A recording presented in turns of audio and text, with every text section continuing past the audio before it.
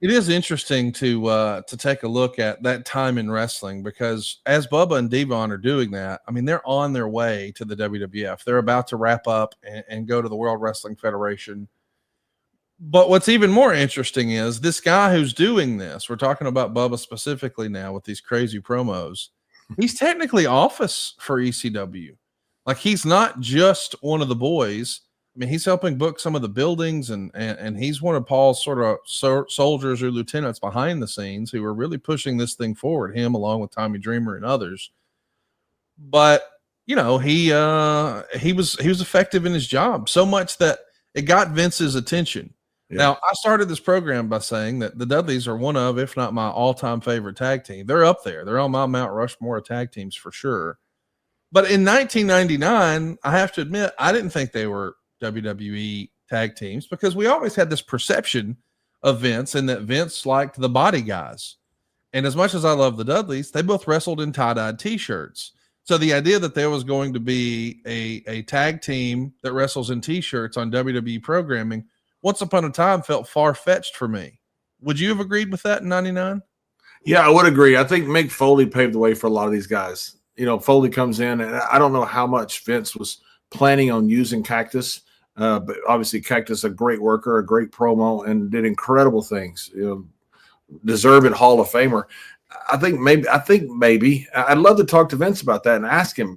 That changed the perception that Vince had of guys. You know, Shawn Michaels and Bret Hart changed the perception of the Hogan era about what can draw money. You know, you don't just have to have guys like Psycho Sid. You don't just have to have guys like massive tag teams, massive stars. You know, I think Vince realized that it really is a variety show.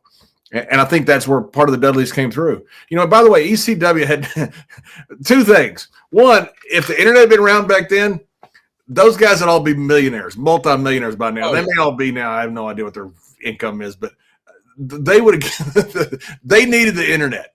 What was hard for them was to get on terrestrial television when you had these dipshits that were part of standard programming. You know, like, oh, you can't do this, you can't do that. You know, guys who never did anything in their life all of a sudden in some position in a cable company and overseeing something like ECW. But the second thing is ECW. They were on a finite window before they got in trouble. They were stealing music. They were stealing entrances. I mean, they were just doing whatever they wanted, which is part of the appeal of ECW. Yes. But, you know, if ECW would have the internet back then, man, those guys would have been massive, even more massive global stars. Well said. I agree. It was that renegade spirit that made ECW feel different than and special. And of course, the Dudleys are right at the top of that list of renegades. I do want to ask you, when you think about, you know, the Dudleys in the WWE, at least, I think a lot of people, because of their background in ECW, they drew a comparison to, you know, a tag team that had come through before that maybe had some history with you, the Public Enemy. When you knew the Dudleys were coming in, did the boys in the locker room see any similarities between the Public Enemy and the Dudley Boys? Because I just can't help but feel like sometimes it's birds of a feather flock together. Like, we've heard a lot of people in wrestling say, who would maybe old school, or maybe they're critical of the Memphis territory. They might say, oh, that's just that old Memphis bullshit. And they would almost be dismissive of Jerry Lawler and all the great success that he and Jerry Jarrett enjoyed in Memphis. I feel like it was probably easy and maybe a cop-out to do that to former ECW talent too. Hey, we just had another ECW tag team come through here. They're all just blood and guts and yah. What was the perception of the Dudleys before they came into the WWE locker room? And were they being compared before they got there to the Public Enemy? In fairness, I don't think they were compared. You know, I was obviously there in the middle of all of it.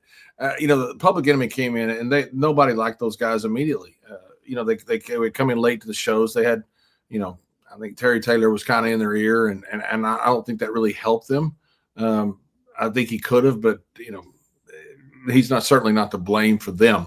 And then all that happened with Public Enemy when they tried to change the finish on me and Ron. When the Dudleys came in, Ron and I never assumed that they were going to be like Public Enemy. You know, I get asked that question a lot. Did you think the Dudleys were going to be like Public Enemy? No, I just thought it was a one-off. I really did. I mean, we met with a lot of the ECW guys. I knew a lot of the ECW guys.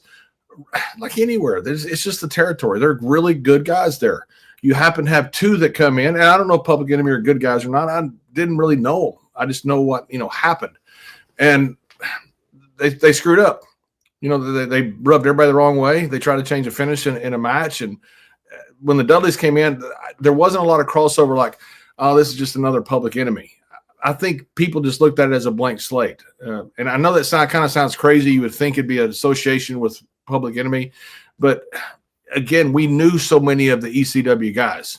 It was just another territory, and so it wasn't like, okay, you had these guys come in who screwed up. The Dudleys are going to be just like that. I don't think people thought that. Me and Ron certainly did not. When they were there, there was that brief period in 1997 where there was like a little bit of a crossover, and you saw some ECW talent on WWE programming, like in advance of the very first ECW pay-per-view. We would see Sabu jump off of the letters, and there was a tag match with the Dudley Boyz in the old Manhattan Center. And, we saw some crossover. That's even what led to the creation of Mr. Monday Night, Rob Van Dam. Did you get to spend any time with the Dudleys when they were there for that cup of coffee in 97? Or is it really not until 1999 when they become employees with WWE that you get to spend any time at all with them? Nope, I don't think I met them at all until we shook hands with them before the first run-in they did on us. I don't think we met them at all. And if we did, it was just brief. It wasn't, something where it wasn't something where we hung out with them. I was there. It was my match with Savio Vega when you had Sandman and Tommy Dreamer and Paul Lee and those guys, interrupt in Philadelphia that time. So we had done some stuff with ECW, but as far as I know, I don't think we had met the Dudleys at all. It's about me and Ron had met the Dudleys at all. So when you finally do meet the Dudleys, let's talk about when you guys have an opportunity to, I guess, put them to the test. There's a narrative out there, John, that you and Farouk at the time, Ron Simmons, you guys were kind of the measuring stick. Now, we heard in singles matches. Damn that Teddy Long for saying that on Taker's podcast. Well, I'm just saying, once upon a time as a singles wrestler, people would be put in a match with Sean Waltman. And allegedly, he would come through the curtain and say, oh, that guy's got it, or I don't know. Now, you guys apparently were the litmus test for toughness amongst tag teams. That is the narrative that's been out there. So I got to ask, your first match out there with the Dudleys, does Vince get in your ear and say, hey, let's see how this is going to go? Or do you just know this is what's expected of me? And how did they handle it? We never got a directive. People talked about, before me and Ron were policemen and all that shit. Vince didn't need a policeman. Vince was Vince. Vince was his own policeman. So some guys, we did get asked sometimes to work with guys to see how they worked. And again, not to see how tough they were, to see how they worked. When a DDP came in, it was going to work with Taker and him and Taker and Kane. It was him and I think Canyon, I believe it was. I'm not sure if it's Canyon or Awesome, one of the two. Anyway, they literally asked me and Ron to work with them on the road and let them know how they are and how they're going to be in the WWE system. But that wasn't a matter of toughness. That was just a matter of, hey, go. They trusted us to go out there and get a good feel of these guys and see how they work. We did that a few times. They'd want to know how good guys were. They'd put us with them on the road. We had guys times when we wanted to get guys in shape, and they'd put them with me and Ron. We'd run them to death in the road. There was all kinds of things like that going on. In WWE, you had certain guys, that Vince would trust and would say, "Hey, work with these guys. Tell me how they are." And not that was the exclusive feedback that he would get. He'd get feedback from everybody, but that was certainly one of the things that came through. I've never asked Bubba if he thought that we were like. Hated ECW or something, because they came in right after Public Enemy. I mean, if anybody, they might have been the ones that thought, they didn't know us. We didn't know them. We figured they were just good guys, but they had seen what happened with us in Public Enemy. So I don't know what their thoughts were. Don't we all love summer vacation, relaxing, laying out by the pool, barbecues, hitting the beach, doing, nothing? Well, how about a summer vacation from your house payments? With SaveWithConrad.com, you can do just that. Reduce your monthly payments by making the equity you built up in your home work for you. You can roll together those high interest rate credit cards into one lower monthly payment and perhaps access some of that newfound equity to turn your house into your dream home with no money out of pocket. And how about this? you get to skip your next 2 house payments. That's right. You won't have to make your June or your July house payment. You're done until August 1st. Go right now to savewithconrad.com. Let my team run the numbers for you for free.